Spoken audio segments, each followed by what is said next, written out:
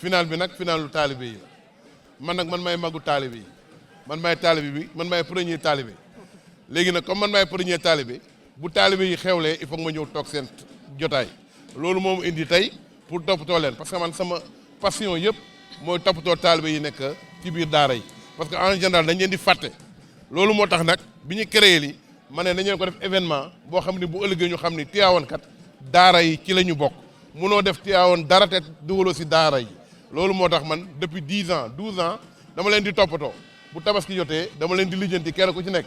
lu ma am sama alal lu ma am it ma jëndee leen ay yére jox leen ko ñoom ñu dem ñibbi seen i kër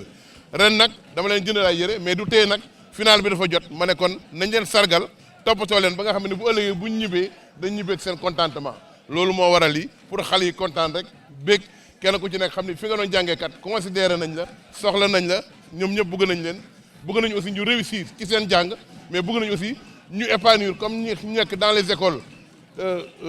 françaises wala dara liñ leen di defal ñu bàyyi xel taalibe yi ne ñoom tamit dañ ci am droit comme ñeneen écoles yi niñ ci amee droit ni écoles yi amee droit ñu leen di toppatoo di leen defal ay championnat di leen defal lu nekk noonu la daara yi amee droit ñu war leen ko defal parce que c'est des citoyens sénégalais ay doomu sénégalais lañu ay sénégalais ñoo si nekk kon nag taalibe yi dañoo war a toppatoo man nag comme li wax toujours rek maag taalibe yi ñoo far du ma bàyyi taalibe yi jamais abadan incha allah rabbi ni ñuy ñaan yàlla rek final bi déroulé comme ni mu war a déroulé jaar ci kontante ci fo ci ree maa ngi gërëm ñëpp di leen sant ñëpp di sant nag ñi nga xam ne ñoo ñëpp am na ñoo xam ne mësuñu dugg stade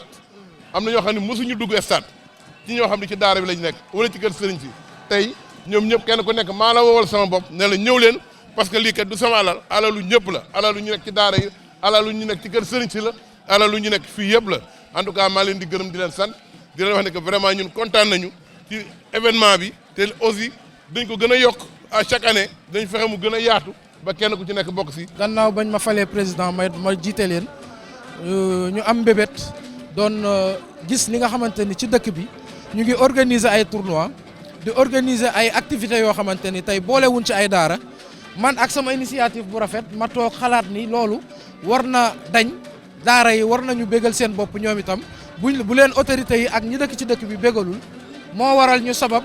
tournoi bi naam njëkk na fee am sax suñu sëriñ suñu xarit suñu soppe di Sidi Ahmed si ibnu Cheikh Sidi Aboubacar si Mansour njëkk ko fee organiser mais benn édition boobu la fi ñu toogaat ay at amul ma dem toog ci ak moom waxtaan ci ak moom ni ko bu ma sañoon sama fit ak sama capacité may na ma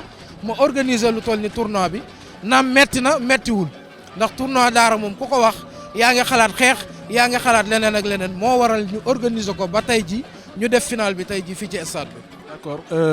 parrain bi yéen a ngi ko jagleel Demba Diop Sy lan moo waral tànneef boobu. waaw Diop Sy nag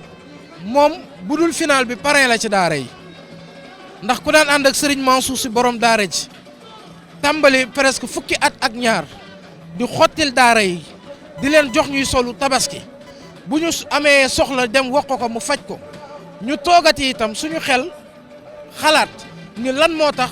nit ñi di waa dëkk bi ñu ngi sagal Diop Sy ñeneen ak ñeneen di def ay sargal ñun war nañu jël suñu tournoi bii ren nga xam ni mooy suñu sag ci année bi yëpp ndax bu tabaski jotee ci la ñu koy organiser daara yi ci Tivaouane daje ñu football ko football bu rafet ñëw def final bi ñu tàggatoo ku ci nekk dem ñibbi sa dëkk ñi fi dëkk toog fi ñu ni nañu ko jël ren jagleel ko Diop Sy delloo ko njukkal wax ko ni ko ne daara yi mbégte gi ñu am ñu ngi koy fesal ci bésu final bi di ko wan ni cant ak ngërëm ñeel na ko